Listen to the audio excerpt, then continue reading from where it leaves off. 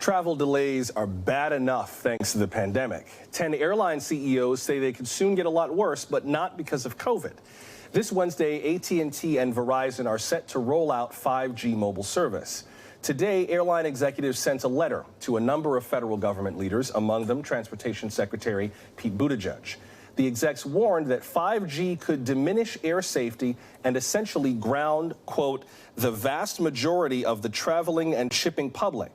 They go on to write, quote, immediate intervention is needed to avoid significant operational disruption to air passengers, shippers, supply chain, and delivery of needed medical supplies, unquote. We have been following this conflict for a little while now. The concern is that 5G could interfere with navigation equipment. Last week, the mobile carriers agreed to not implement 5G around these 50 airports here on the map. But the airlines say that's not enough. They want 5G systems kept at least 2 miles away from other key airport runways. In a statement to NBC News, the Federal Aviation Administration wrote, quote, with safety as its core mission, the FAA will continue to ensure that the traveling public is safe as wireless companies deploy 5G. The FAA continues to work with the aviation industry and wireless companies to try to limit 5G-related flight delays and cancellations, unquote. Joining us now is Kathleen Bangs. She's a former commercial pilot, author, and aerospace journalist. Ms. Bangs, welcome to the program. Hey, great to be here. Can you tell us a little bit more about the equipment that the airlines and the FAA are concerned about? What is it exactly that 5G, this new 5G rollout, could interfere with? Oh, sure. This is what's called the radar altimeter. Now, a lot of people are familiar with the term altimeter, but a radar altimeter is a different device that pilots use normally within a couple thousand feet of the ground. And where it's really critical is on approach and landing, especially in what a passenger would call bad weather or what a pilot would call low visibility.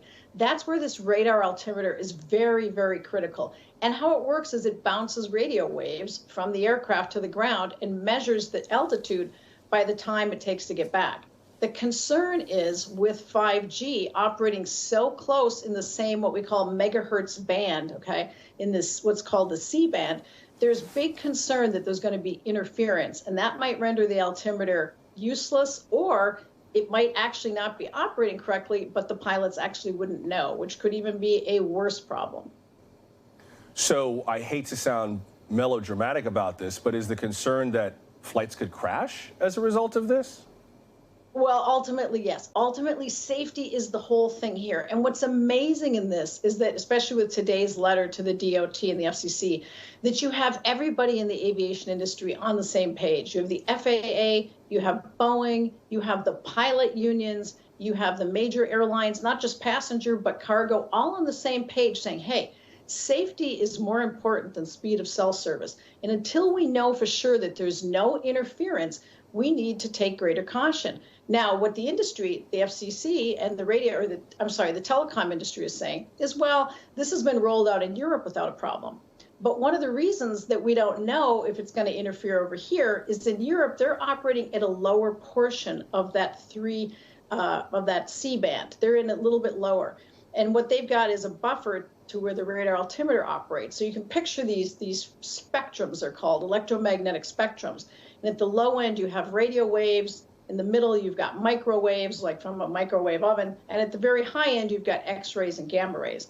Well, down at that low end is where this C-band is.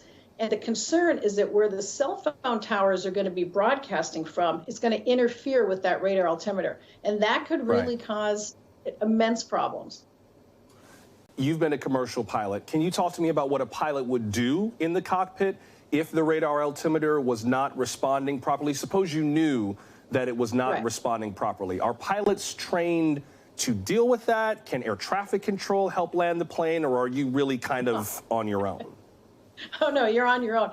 And see, that's one of the things is you don't know if it's going to be operating. It could be impacted in many ways. It could be an operative. You could get one signal to the first officer and one to the captain. It could be operating, but just not accurately. So the problem is, until this is really studied, we really need this to be studied more to actually understand how it's going to impact these radar altimeters, because especially, it's not just landing at low visibility. It can affect the auto throttles, the braking system, flight controls. These are very sophisticated computerized airplanes. So the radar altimeter is linked into a lot of very, very critical systems. In that letter from airline executives, they also wrote this, quote, in addition to the chaos caused domestically, this lack of usable wide-body aircraft could potentially strand tens of thousands of Americans overseas, unquote. Elaborate on that. Why would that leave people stranded overseas? Does that have to do with concerns about taking off and landing on transatlantic flights, or is there more to it than that? Well, I think, and I can't speak for them, but I think what they're saying is that generally, of course, it's wide-body aircraft used to fly, trans-international, transoceanic, that sort of thing. What they're saying is some of these planes just may not launch. If they don't think they can land safely, especially when you're coming in with less fuel reserves on these long international trips, they may not take off. I mean, look at the weather on the East Coast the past few days. I mean, those are one instrument approach after another down to low visibility situations. You need a radar altimeter in that situation. How this got so messed up, how the FCC did not communicate with the FAA earlier on this nobody can understand how it got that we're to this point. We're almost at like a face-off. We're so close to 5G launching. It's been delayed numerous times the last few months. Anyone's guess as to what's going to happen on Wednesday. So what do you think does happen after Wednesday? I mean, we showed that map of the airports that are already set up to have a buffer zone. That includes both airports in Chicago, both airports in Dallas, both major airports in the city of New York, JFK and LaGuardia, LAX, Miami, Orlando. There's a bunch of airports that are already set up for this. What happens more broadly? I mean, I can already see some, like Atlanta's not on that list. I already noticed that one. What happens more broadly on Wednesday? Do flights just not fly? Should people just cancel their trips? I mean, what do we do, presuming that neither side budges? Yeah, and that's one of the things. Some of the big airports, Denver, Washington National, Atlanta, they're not going to have this issue yet. But that's what we don't know. Are pilots going to feel safe to launch? Certainly, if the conditions are clear, they might feel that way. But right now, they don't even know when they look at their bid, they look at the airplane they're going to get on that day, they see what they're flying. How are they even going to know if this airplane's been approved or not? So it's really a can of worms that I feel for the side of the pilots, the unions and the airlines. You don't usually see them together on this. The pilot unions and the airlines are really in lockstep on this because they're saying, let's not rush this. Let's not do this Wednesday rollout. Let's just wait because we don't want to inconvenience people. We already had a very difficult, season over the Christmas holidays with lots of delays due to the Omicron variant and lots of staffing issues and weather. They don't want to see a massive cancellation, meltdown happen again. But beyond that, they're really looking at safety. And so I think it really behooves the administration and the government to get involved and say, okay, let's just put the brakes on this. Let's make sure this is safe because U.S. air transportation safety has been so good. It's been almost flawless for over the last decade. We haven't had one fatal crash of U.S. airliner. Let's not mar that record because we need to bow down to the telecom industry. Let's take some time and do this right. Kathleen Bangs, I appreciate you talking us through this tonight. Thank you very much. Thank you.